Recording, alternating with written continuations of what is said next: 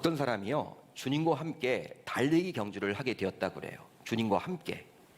그러면 주님보다 조금 빨리 들어온 사람은 뭐라고 불렸을까요? 주님과 경주를 했는데 주님보다 조금 일찍 들어갔어요. 그 사람을 뭐라고 불릴까요? 바로 주의 길을 예비하는 자라고 불리운대요. 주의 길을 예비하는 자.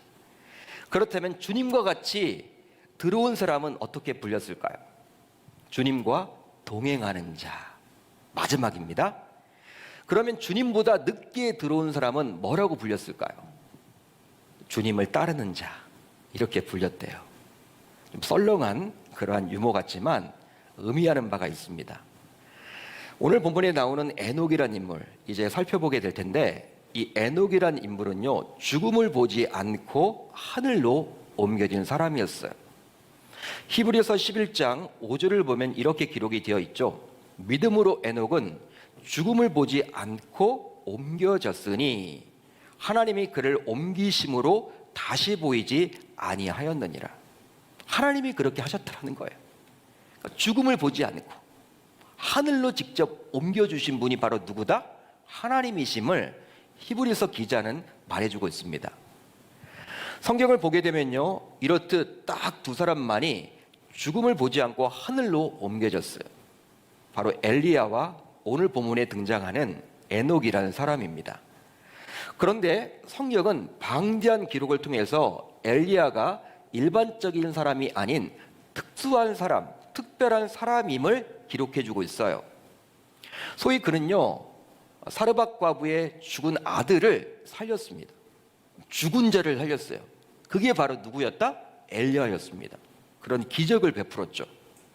또 갈멜산 전투에서 홀로 850명의 바알과 아세라 선지자들과 싸워서 승리했던 인물이 바로 엘리야였어요. 그뿐만이 아니죠.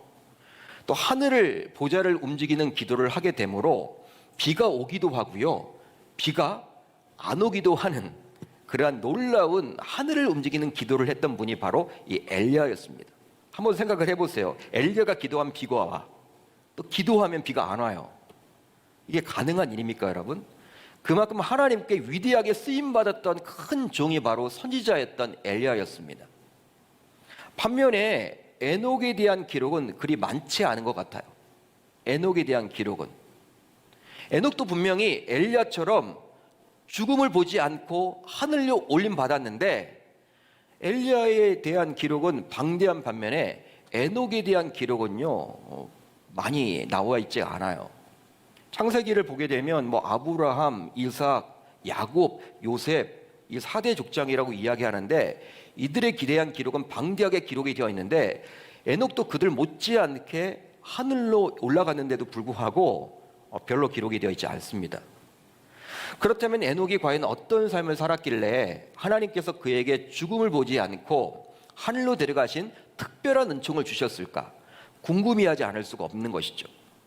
따라서 오늘은 에녹의 삶을 통해서 우리가 배워야 할 점이 있다면 과연 그것이 무엇인지 고민하는 시간이 되었으면 좋겠습니다.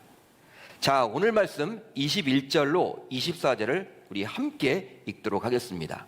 시작.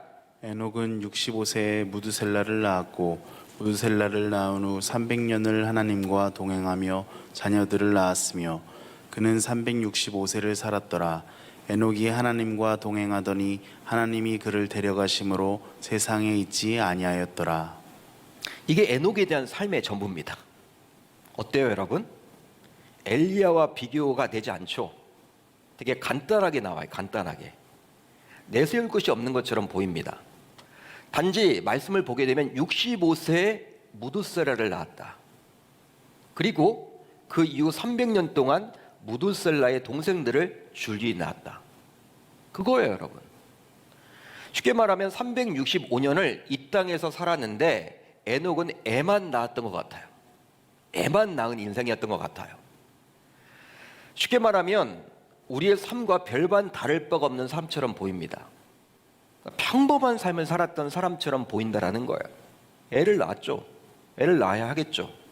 그런 삶을 살았던 인생이 바로 에녹이었습니다. 평범한 삶. 그런데요, 이 구절들을 자세히 보시면요, 하나님과 동행하다, 하나님과 동행하다라는 구절이 두 번이나 등장을 하고 있다는 거예요. 22절에 한번 나오죠. 또 24절에 기록이 되어 있습니다. 여러분들이 가지고 있는 성경을 한번 보세요. 22절에 24절에 하나님과 동행하다가 기록이 되어 있죠. 따라서 두 번씩이나 반복해서 나오므로 에녹의 삶은 바로 하나님과 동행하는 삶임을 보여주고 있는 거예요. 말해주고 있는 것이죠. 여러분, 동행한다라는 말은요, 함께 걷는 것이고 또 함께 살아가는 것입니다. 우리가 동행한다, 누구와 동행한다라고 하면요, 1차적인 의미로는요, 함께 걸어간다는 뜻이에요. 또 2차적인 의미로는 함께 살아간다. 따라서 에녹은 하나님과 함께 걸었으며 함께 삶을 살았음을 알 수 있는 것이죠. 그런데요, 보다 원어적인 의미를 살려서 보게 되면 하나님과 친밀한 교제를 나누었다라고 볼 수 있어요. 그러니까 원어를 우리가 살펴보게 되면 마치 부부가 한 몸으로서 서로에 대해서 너무나도 잘 알듯이 친밀하게 교제를 나눈 거예요.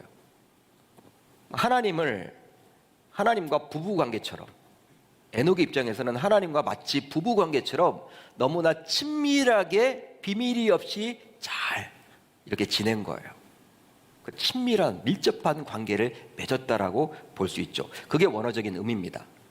그러기에 에녹은 하나님과 누구보다도 친밀한 관계를 맺었어요. 그러다 보니 에녹의 삶은 하나님의 뜻에 어긋나는 일을 찾아보기 어려울 정도로 완전에 가까웠죠. 즉, 하나님이 가라 하면 가고요, 하나님이 머물라 하면 머무는 인생이 바로 그의 인생이었습니다. 무엇을 하든지 간에 아무리 사소한 일을 결정하더라도 하나님께 묻고 살았던 인생이 바로 에녹이었다라는 거예요. 한마디로 에녹에게 있어서 하나님의 존재는 그냥 멀리 떨어진 존재가 아닙니다. 여러분, 세상의 종교는요, 어떻습니까? 세상에서도 신이 있다고 이야기를 하죠. 근데 그 신과 만나려면요, 열심을 가지고 본인이 빌거나 기도를 해야 돼. 왜? 신은 멀리 떨어져 있는 존재야, 세상의 종교에서는. 그렇지만 우리가 믿는 하나님은 그렇게 멀리 떨어지는 존재가 아니죠. 우리가 하나님의 자녀가 되고 구원을 받게 되면 예수의 영이는 성령 하나님이 내 마음속에 내주하고 계시죠. 내 안에 계시죠. 이것을 에녹은 그 당시에도 이미 느꼈다라는 거예요. 멀리 떨어진 존재가 아니라 하나님이 옆에 있으면서 함께 웃고 함께 우는 존재였다라는 거예요, 에녹의 입장에서는. 그런데요, 히브리서 기자는 이 에녹에 대해서 믿음의 장인 히브리서 11장에서 다음과 같이 말씀을 해줍니다. 믿음으로 에녹은 죽음을 보지 않고 옮겨졌으니 하나님이 그를 옮기심으로 다시 보이지 아니하였느니라. 그는 옮겨지기 전에 하나님을 기쁘시게 하는 자라 하는 증거를 받았느니라.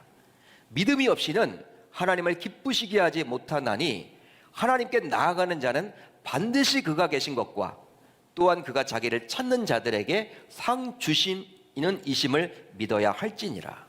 아멘. 자, 창세기 5장에 나왔던 하나님과 동행하다, 그 구절이 이 히브리서 본문에는 나와 있습니까? 나와 있지 않습니까? 하나님과 동행하다. 창세기에는 이 에녹하면요, 하나님과 동행한 인물로 그려주고 있단 말이에요. 그렇다면 방금 우리가 살펴봤던 이 믿음의 장에 나와 있던 이 히브리서 11장에는 하나님과 동행했다라고 에녹을 그려주고 있습니까? 그렇게 나와 있지 않아요. 하나님과 동행했다라는 구절이 전혀 보이지 않습니다. 대신에 히브리서 기자는 무슨 말을 표현해주고 있냐면 하나님을 기쁘시게 하다, 하나님을 기쁘시게 하다, 역시 두 번 기록이 되어 있다는 거예요. 창세기에는 하나님과 동행하다가 두 번 기록이 되어 있었죠. 히브리서는 11장에서 하나님을 기쁘시게 하다가 역시 두 번 기록이 되어 있다는 거예요. 따라서 에녹에 대한 창세기의 저자인 모세는 하나님과 동행하다라고 표현해주고 있으며 히브리서 기자는 하나님을 기쁘시게 하다라고 말씀해주고 있는 거예요. 마치 한 사람에 대한 평가가 다른 것처럼 보입니다. 즉, 구약의 평가와 신약의 평가가 다른 것처럼 보여요. 그렇지만 꼭 그렇게 생각할 필요는 없어요. 본래 구약은요, 히브리서로 기록이 되어 있었고 신약은 헬라어와 아람어로 기록이 되어 있었습니다. 그런데 히브리어로 기록된 구약을 헬라 문화권에 속한 사람들이 볼 수 있도록 후대 사람들이 헬라어로 번역을 했어요. 그게 바로 무엇이냐? 70인역 번역본이라고 이야기를 합니다. 아마 들어보셨을 거예요. 70인역 번역본. 그러니까 이제 히브리어를 헬라어로 번역한 것이죠. 구약을. 왜? 헬라 사람들이 보도록 하기 위해서. 그런데 이 70인역을 보게 되면 창세기 5장에 나오는 하나님과 동행하다 이 부분을 히브리서 11장에 나오는 하나님을 기쁘시게 하다라는 단어와 동일하게 사용해주고 있다는 거예요. 즉 하나님을 기쁘시게 하다라는 단어에 쓰였던 헬라어 유에 레스테센이란 단어가 창세기 5장 하나님과 동행하다에도 동일하게 쓰여졌습니다. 그러니까 동일한 단어를 쓰고 있다는 거예요. 이로보건대 70인역 번역자들은 하나님과 함께 보조를 맞추어 행했던, 즉 하나님과 동행했던 에녹의 행실을 하나님을 만족시키고 하나님을 기쁘시게 한 사실로 받아들인 것이죠. 따라서 에녹에 대한 창세기의 평가와 히브리서의 평가가 같은 거예요. 다른 게 아닙니다, 여러분. 그렇다면 이것을 통해서 우리는 무엇을 생각해 볼 수 있을까요? 바로 하나님과 동행하는 삶은요, 하나님을 기쁘시게 하는 삶이요, 하나님을 기쁘시게 하는 일이 곧 하나님과 동행하는 것임을 알 수 있는 것이죠. 같은 거라는 거야, 같은 거. 그런데 이렇게 살아가기 위해서는요, 믿음이 반드시 필요하다라고 성경은 말해주고 있습니다. 믿음이 반드시 필요하다. 여러분, 하나님과 동행하는 삶, 하나님을 기쁘시게 하는 삶을 살려면 믿음이 필요하다라는 거야, 믿음이. 다음의 구절을 통해서 확인할 수가 있는데요, 믿음이 없이는 하나님을 기쁘시게 하지 못한다. 곧 이 말은 뭐예요? 믿음이 없이는 하나님과 동행할 수가 없다, 그런 말이에요. 따라서 에녹은 보이지 않는 하나님을 향한 믿음을 가지고 있었습니다. 믿음. 하나님 눈에 안 보이죠. 영적인 존재죠. 그렇지만 그 하나님을 향한 믿음을 가지고 있었다는 거예요. 당신은 지금처럼 성경이 있고 교회가 있고 교육자가 있어서 도움을 받을 수도 없었습니다. 그렇지만 에녹은 믿음의 사람이었던 것이죠. 믿음의 사람. 그러기에 에녹은 하나님을 기쁘시게 했으며 그 하나님과 동행하며 삶을 살아갈 수가 있었던 거예요. 그렇다면 왜 하나님을 기쁘시게 하고 하나님과 동행하기 위해서는 믿음이 필요한 것일까요? 여러분, 그 이유가 무엇입니까? 왜 그럴까요? 그 이유가 무엇입니까? 우선 하나님의 존재를 인정하기 위해서는 믿음이 필요하기 때문입니다. 하나님의 존재를 인정하기 위해서는 무엇이 필요하다? 믿음이 필요하기 때문이에요. 하나님께 나아가는 자는 반드시 그가 계신 것을 믿어야 할지니라. 반드시 그가 계신 것을 믿어야 한다. 하나님은 눈에 보이지 않는 영적 존재예요. 눈에 보이지 않습니다. 하나님이 눈에 보이면요, 내가 보고 믿으면 돼요. 그렇겠죠? 내가 여러분 종이가 여기 있는 것 알고 종이가 여기 있다라고 믿는 거잖아요. 내 눈으로 보고 나서. 하나님은 그런 존재가 아니라는 거예요. 에녹은 65세에 무두셀라를 낳았고, 잘 보세요. 무두셀라를 낳은 후 300년을 하나님과 동행하며 자녀들을 낳았으며 그는 365세를 살았더라. 에녹은 365년 동안 이 땅에서 살았는데요, 몇 세에 무두셀라를 낳았습니까? 몇 세에 무두셀라를 낳았어요? 65세. 그런데 그 이후 300년 동안 하나님과 동행하게 되었어요.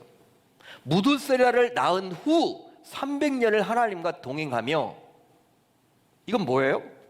무두셀라를 낳기 전 65년은 제멋대로 살았다라는 거예요. 성경을 보게 되면 아담의 7대손이라고 나와 있습니다. 아담의 7대손이 바로 에녹이에요. 모태 신앙으로서 신앙생활을 하긴 했는데 뭐 뜨거움도 없고 그냥 믿는 집안에서 태어나서 그냥 형식적으로 예배도 드리고 그렇게 살았다라는 거예요. 그런데 무두셀라를 낳은 이후에 어떤 계기가 있어서 이제 하나님과 동행하게 되었다, 그런 말이죠. 그렇다면 무두셀라를 낳은 이후에 어떤 계기로 인해서 에녹은 하나님과 동행하게 되었습니까? 지금까지 살펴본 창세기 5장과 히브리서 11장을 통해서는 알 수가 없어요. 알 수가 없습니다. 나와 있지 않기 때문에. 따라서 유다서 14절, 15절을 통해서 잠시 살펴봐야만 하겠죠. 우리 한번 같이 읽어봅니다. 시작. 아담의 7대손 에녹이 이 사람들에 대하여도 예언하여 이르되 보라 주께서 그 수만의 거룩한 자와 함께 임하셨나니 이는 뭇 사람을 심판하사 모든 경건하지 않은 자가 경건하지 않게 행한 모든 경건하지 않은 일과 또 경건하지 않은 죄인들이 주를 거슬러한 모든 완악한 말로 말미암아 그들을 정죄하려 하심이라 하였느니라. 아멘. 창세기 5장과 히브리서 11장에는요, 어떤 계기로 인해서 어떤 계기가 있길래 이 에녹이 하나님과 동행하게 되었을까 나와 있지 않는단 말이에요. 유다서를 통해서는 잠시 우리가 합리적인 추측을 할 수가 있는데 무엇이냐? 지금 에녹이 어떤 사람이었다라는 거예요? 심판의 사람이었더라. 심판을 예언했던 사람이라고 이야기를 합니다. 즉 에녹이 하나님의 심판에 대해서 예언했다고 말해주고 있죠. 유다서는. 따라서 에녹은 구약 시대에 이미 장차 심판주로 오실 예수 그리스도를 예언하며 살아갔던 거예요. 어느 순간 그것을 알게 된 거예요. 그렇지만 이렇게 장차 오실 하나님의 심판을 인식하며 그것을 예언한다는 것은요, 당시로서는 쉽지 않았던 일입니다. 쉬운 일은 결코 아니에요. 왜냐하면 모든 사람들이 죄악에 빠져서 그것을 당연시 여기며 살아갔기에 그들에게 홀로 심판을 말한다는 것은 바보 취급을 당하고 어떤 의미에서는 손해볼 것을 각오하지 않으면 할 수 없는 말이기 때문입니다. 여러분, 무드셀레가 죽고 난 다음에 이제 노아의 홍수가 열려요. 홍수의 심판이 임합니다. 아들 무드셀레가 969년을 살았잖아요. 제일 오래 살았죠. 그거 이후에 홍수가 임해요. 노아의 홍수가. 그 이전부터 사람들이 얼마나 악행을 저질렀는지 몰라요. 하나님이 갑자기 여러분 노아의 그 방주, 그 홍수를 여러분 주신 게 아니라 계속 쌓였거든요. 무드셀레가 그렇게 오랫동안 살았던 이유가 뭐예요, 여러분? 하나님이 참고 인내를 하고 있음을 저와 여러분들에게 보여주고 있는 거예요. 그 기간 동안도 회개하지 않았던 거예요, 백성들이. 그걸 여러분이 인식하고 있는 것이죠. 장차 오실 예수 그리스도의 심판뿐만 아니라 이제 앞으로 닥칠 불의 심판조차도 어느 순간 이 에녹은 알게 되었던 거예요. 그걸 인식하게 된 거예요. 여러분, 그런데 에녹은 그러기에 병든 현실에 절망하지 않고 오히려 다가오실 메시아에 대한 기대와 소망으로 가득 차 있었죠. 그 당시가 다 어두운 시대였지만 에녹만큼은요, 우리 메시아가 오실 것이다. 구약 시대부터 메시아를 기대했던 사람이 바로 에녹이었다라는 거예요. 한마디로 에녹이 무드셀레를 낳을 때 하나님께서 에녹에게 앞으로 이 세상에서 장차 일어날 심판에 대한 말씀을 해주셨을 것이라고 추측해 볼 수가 있는 것이죠. 어떤 방식인지는 모르겠습니다만 꿈으로 계시를 해주셨건 말씀으로 직접 나타내 주셨던 간에 무드셀레를 낳은 이후에 하나님께서 직접 말씀을 해주셨던 거예요. 에녹에게 장차 맞이하게 될 심판에 대해서. 물론 그 믿음으로 에녹은 그 심판의 예언의 말씀에 반응해서 결국 어떻게 됩니까? 완전히 180도 달라진 인생으로 살아가죠. 지금까지는 모태신앙으로 그냥 교회만 다니고 했던데 이제 180도 달라져서 하나님과 동행하는 인생이 되었다는 사실이에요. 따라서 장차 일어날 하나님의 심판을 인식하는 신자가 영적으로 끼어서 하나님과 동행하며 살아가게 되리라 저는 믿습니다. 사랑하는 성도 여러분, 지금 우리는 새해를 맞이했지만 여전히 코로나 상황 속에 머물러 있어요. 즉 새해가 밝았지만 새해를 전혀 인식하지 못하고 있습니다. 아이들이 학교를 가지도 않다 보니까 새해가 되어서 새 학년을 이제 맞이하게 됐음에도 불구하고 느낌이 없어요. 학교를 하도 안 가다 보니까. 금년도에 반을 맡았던 선생님들은요, 아이들 얼굴 파악도 제일 못하고 그냥 끝난 거예요. 1년을 거의 그냥 버렸죠. 2022년도가 지나가 버린 거예요. 그러나 전 세계적인 재앙인 코로나는요, 우리 인간의 잘못에 대한 하나님의 일종의 경고의 메시지라고 볼 수도 있습니다. 우리 인간이 얼마나 하나님의 뜻대로 살지 못했습니까? 하나님의 말씀대로 살지 못했잖아요. 그런 인간에 대한 하나님의 경고의 메시지가 바로 어쩌면 이 코로나일지도 몰라요.